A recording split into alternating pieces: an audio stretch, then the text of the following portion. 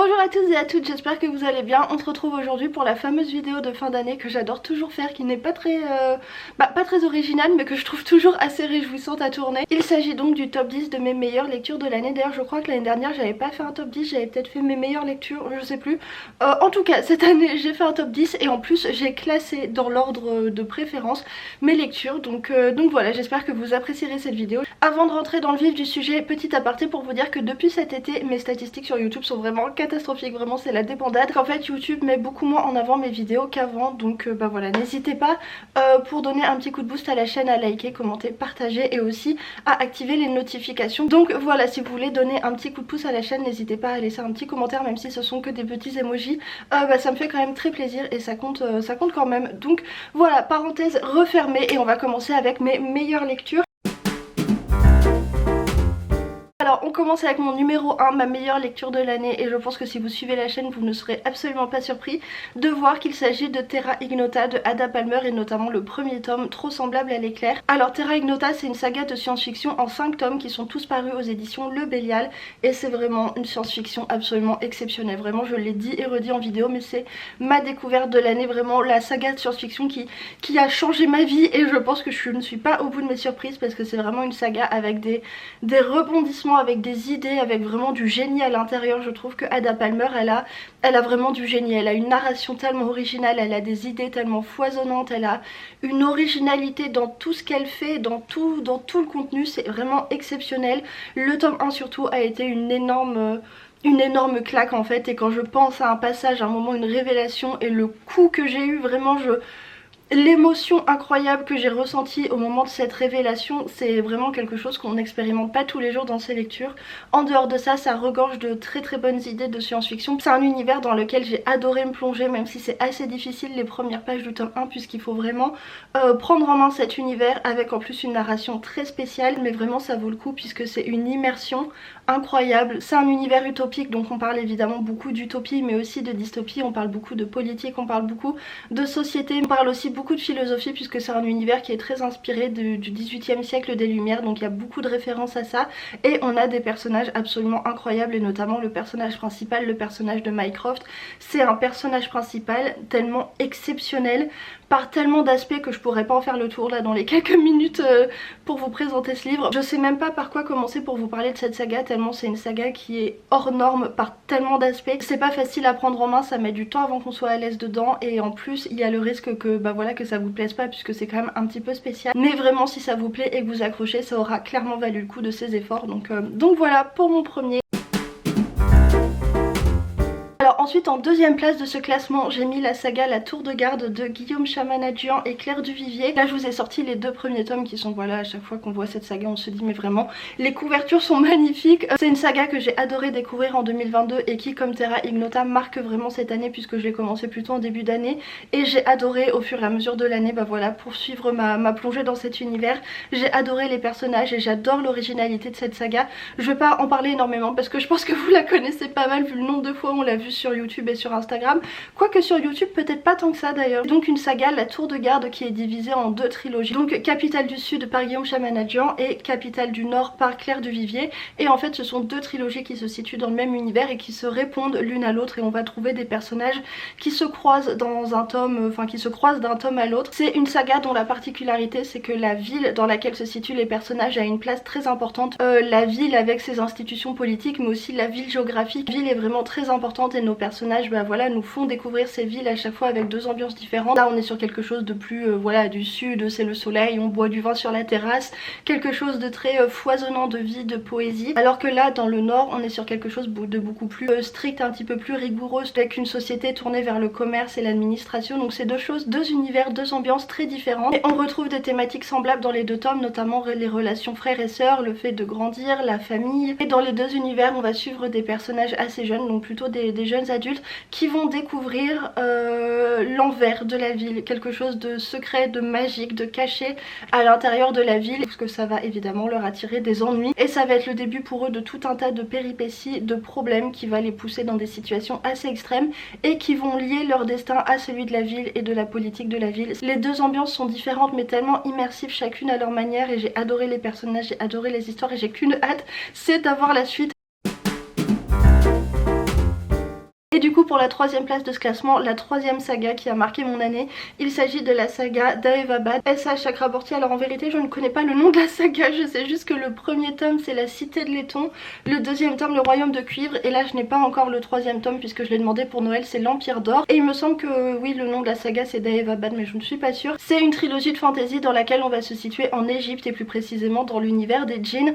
On va rencontrer notre personnage principal qui est une jeune femme qui vit au Caire toute seule, qui ne connaît pas ses parents et qui se débrouille en recourant à un talent qu'elle a, un talent un petit peu magique qui lui permet de savoir si les gens sont malades et quelle maladie ils ont. Sauf qu'un jour, par accident, toujours lié à cette espèce de pouvoir étrange qu'elle a, elle va invoquer un djinn, ce qui va être pour elle le début des ennuis. Elle va se retrouver poursuivie dans la ville du Caire par d'autres djinns, et heureusement ce djinn qu'elle a invoqué a pour mission de l'aider à s'échapper. Donc tous les deux ils vont partir en fuite et il lui dit qu'en fait la seule façon de la sauver c'est de réussir à atteindre la ville légendaire de Daevabad, qui est donc la ville des djinns. Elle pensait qu'une fois qu'elle serait arrivée dans la ville ce serait la fin des ennuis, mais non, en fait ce n'était que le début, puisque quand elle arrive à Daevabad elle se rend compte que les djinns c'est compliqué. Voilà, c'est compliqué parce qu'en fait il existe plusieurs clans de djinns qui se sont mis sur la tronche en fait depuis des millénaires et des millénaires. Enfin, bref, il y a tout un tas, toute une mythologie en fait des djinns qu'on va découvrir avec notre personnage, et elle va se retrouver au milieu d'un nid de vipères, au milieu de conflits politiques. Tout cet univers de djinns est super approfondi, super riche et hyper immersif. Là encore c'est une saga et je pense que vous comprendrez que j'aime les univers immersifs où on se plonge dedans et plus rien n'existe autour. Et hâte de lire le troisième tome que j'ai demandé à ma maman pour Noël, donc voilà, une excellente trilogie. Alors numéro 4, encore une saga et même encore une trilogie. Je voulais vous parler de la trilogie du livre de colis, enfin la trilogie Rempart de M.R. Carré, avec le premier tome c'est le livre de colis. Là j'ai le tome 2 les épreuves de colis et le tome 3 la chute de colis, publié aux éditions La Talente, et c'est par l'auteur M.R. Carré qui est l'auteur de Celle qui a tous les dons, toujours chez La Talente, que j'avais adoré, qui avait été un coup de cœur. Encore c'est une trilogie qui m'a suivi toute l'année 2022 et que j'ai pris beaucoup de plaisir à découvrir. Les deux premiers tomes j'étais un tout petit peu déçue puisque par rapport au coup de cœur que j'avais eu pour Celle qui a tous les dons, j'avais trouvé que c'était peut-être un petit peu en dessous, notamment au niveau du rythme que je trouvais parfois un petit peu...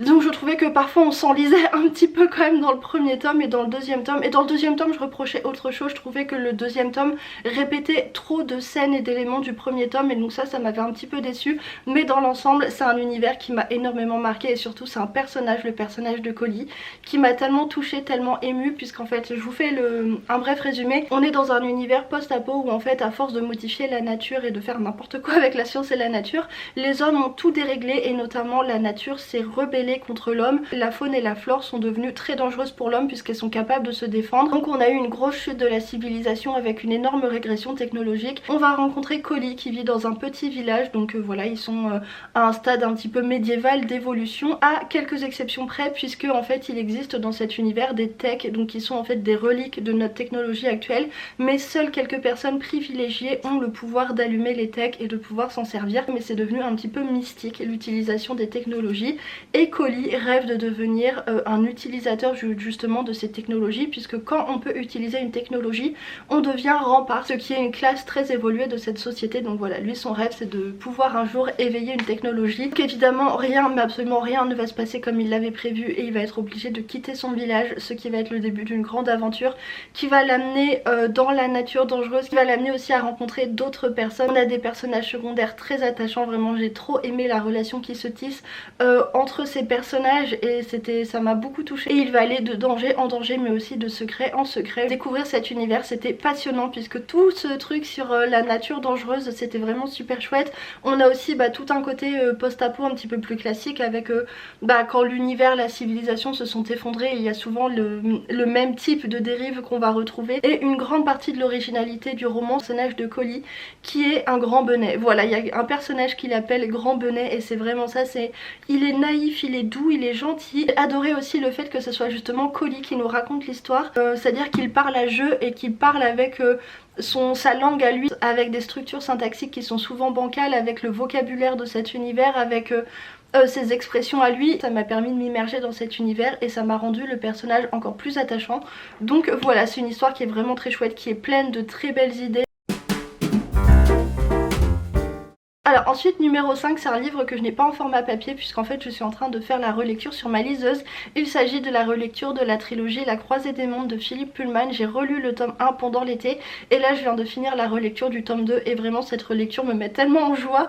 C'est tellement des bons moments de lecture, c'est tellement un moment d'évasion que j'étais obligée de le mettre dans ce classement, et en faisant le classement je me suis rendu compte que c'était vraiment certains de mes meilleurs moments de lecture de l'année puisque cette trilogie est tellement géniale et en plus j'adore relire mes livres et vraiment relire cette trilogie c'est encore mieux que tout puisqu'il y a à la fois tout un aspect nostalgique de la familiarité que j'ai avec les personnages, notamment avec le personnage de Lyra, toute cette magie de l'univers avec les démons, avec les univers parallèles et tout, et puis surtout dans le premier tome, la grande aventure dans les glaciers avec les ours géants et tout, enfin bon, il y a tout un côté vraiment merveilleux, émerveillement magique et tout, et en même temps là en relisant le tome 2 je me suis rendu compte que j'avais oublié énormément de choses et que c'est évidemment beaucoup plus profond que juste une grande aventure. Pas trop m'étaler pour celui-ci puisque je pense que vous le connaissez, mais vraiment ça fait partie de mes meilleures lectures puisque je passe de trop bons moments et je pense que je vais enchaîner très rapidement avec la relecture du tome 3 donc voilà. Alors on continue avec du coup ma 6ème meilleure lecture et il s'agit de science-fiction et d'un one-shot. Il s'agit donc des Testaments de Margaret Atwood. Je dis un one-shot mais en fait pas tout à fait puisque c'est la suite de La Servante Écarlate. Et autant on n'a pas besoin de lire celui-ci après La Servante Écarlate. Si vous voulez lire celui-ci, il vaut mieux quand même connaître La Servante Écarlate, sinon vous passerez sûrement à côté de beaucoup de subtilités de l'univers. Alors déjà je faisais partie des gens qui avaient beaucoup aimé La Servante Écarlate. Je sais que c'est un roman qui divise beaucoup. Moi j'avais adoré cette poésie, j'avais adoré cette lenteur. D'habitude je suis pas très roman contemplatif, mais alors celui-ci m'avait beaucoup touchée. Mais alors dans les Testaments, à la fois on retrouve... Alors en fait ce qui est bien c'est qu'on retrouve beaucoup de choses que j'avais aimées dans La Servante Écarlate, donc c'est-à-dire toute cette charge contre le patriarcat, toute cette dystopie féministe. Cette dystopie qui est vraiment glaçante puisqu'elle nous semble si proche, et d'autant plus que dans celui-ci on va aller plus profondément dans la découverte, on va vraiment découvrir les rouages de ce gouvernement, comment ils font, comment... enfin voilà, qui fait quoi. Et en même temps il est beaucoup plus dynamique que le premier tome puisque dans celui-ci on a d'autres points de vue. Comme là on a 3 points de vue. On a le point de vue d'une tante, donc c'est-à-dire une de ces femmes qui travaille pour le gouvernement et qui gère un peu ce trafic de femmes. C'est aussi une jeune fille qui est elle aussi dans Galade et qui est à l'école et qui voilà bah elle aussi bientôt elle va devoir, enfin on va lui dire si elle devient une épouse, si elle devient une sœur écarlate ou bref hein. Elle est à ce moment-là de sa vie et donc bon bref elle est un petit peu stressée. Et on va suivre une autre jeune fille qui est elle au Canada, donc dans un pays normal, et elle va se retrouver en contact avec des agents de Galade et il va se passer tout un tas de trucs.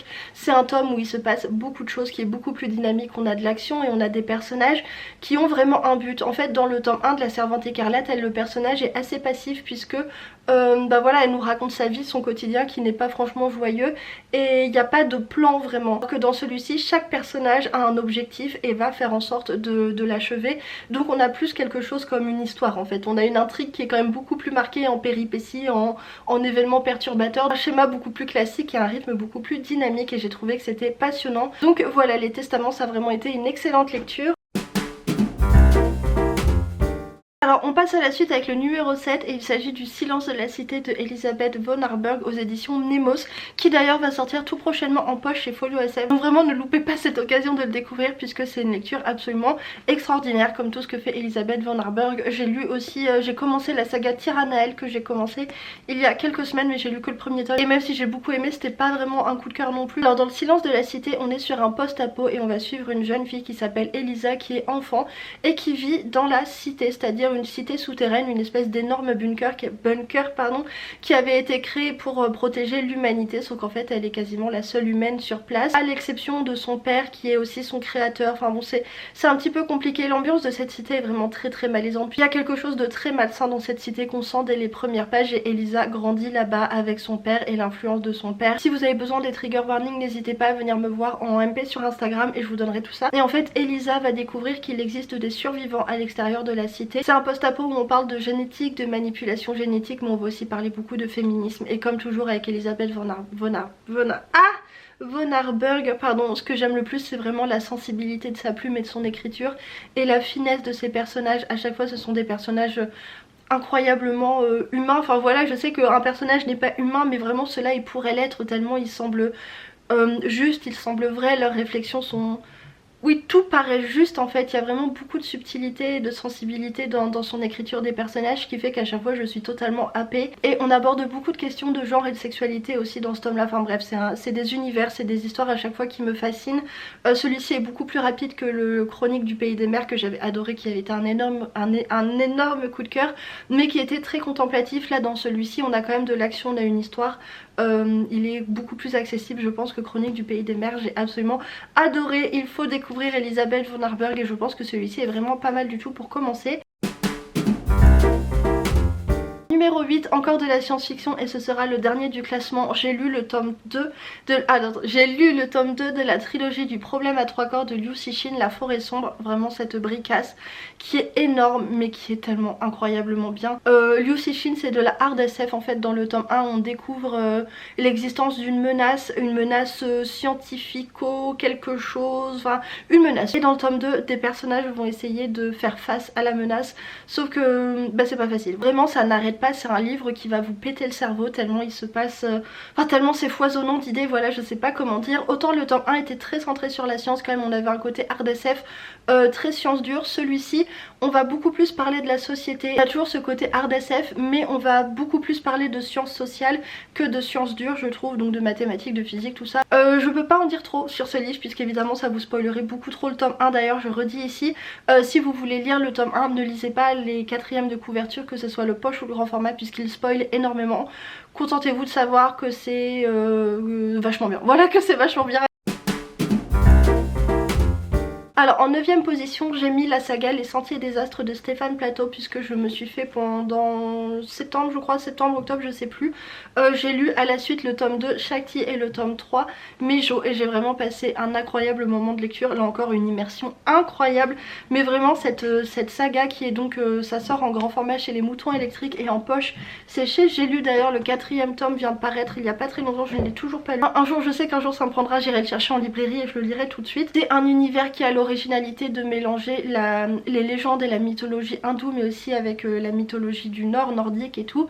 Et on a aussi la particularité de, on se situe quasiment tout le temps dans la forêt et en fait il rentre dans la forêt et à partir de là c'est une longue fuite, une longue quête parmi bah voilà, des dieux qui leur veulent du mal, parmi des créatures qui leur veulent du mal mais avec aussi des alliés qui leur veulent du bien, mais il y a aussi des conflits, des trahisons, on ne sait pas à qui on peut se fier, il y a voilà, c'est difficile à décrire. Vraiment cet univers est tellement immersif et la plume, vraiment la plume de Stéphane Plateau est incroyable, c'est magnifique, c'est poétique et moi d'habitude la poésie tout ça, ça me... Bon bref, ça a tendance à vite me saouler parce que je trouve que c'est lourd mais là c'est pas du tout lourd, c'est hyper fluide et parce qu'en fait Stéphane Plateau fait de très bons choix de vocabulaire et il a aussi une manière de faire parler ses personnages avec une certaine...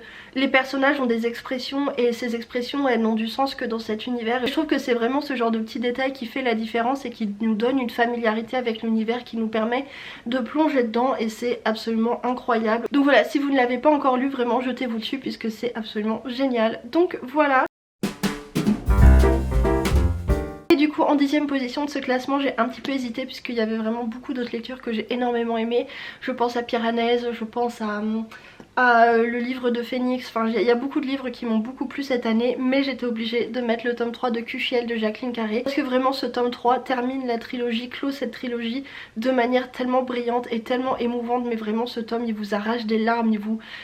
Enfin c'est vraiment une trilogie tellement émouvante, c'est un univers qui est tellement original, on a toute cette culture religieuse qui est liée à la sexualité, tout cet univers là qui nous fait dévier vers des sujets philosophiques, qui nous parle de religion, qui nous parle bah, aussi de sexualité, de dévouement, de piété, de foi, tout ça.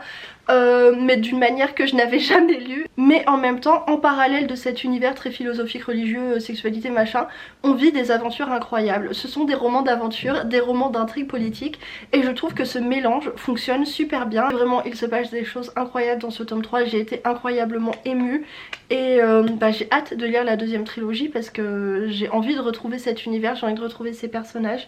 Et vraiment évidemment comme je le dis à chaque fois, les couvertures ne rendent pas du tout honneur à la trilogie, hein. Ce ne sont pas des histoires érotiques, il y a un côté érotique mais vraiment le côté érotique c'est 10%, le reste c'est de l'aventure et de l'intrigue politique et tout un univers religieux absolument passionnant avec une histoire passionnante, avec une culture passionnante, donc voilà c'est trop chouette. Donc voilà pour ce top 10 de mes meilleures lectures, n'hésitez pas à me dire si j'ai réussi à vous convaincre pour pour certains romans. Et puis voilà, dites-moi aussi quelles ont été vos meilleures lectures de 2022 et puis j'espère que 2023 nous réservera des belles surprises, de bonnes lectures. Donc voilà, je vais vous laisser ici, je vous souhaite de bonnes lectures, une bonne semaine, une bonne fin d'année, de bonnes fêtes et tout. Je sais pas si je vous reprendrai entre temps et puis voilà, on se retrouve bientôt dans une nouvelle vidéo.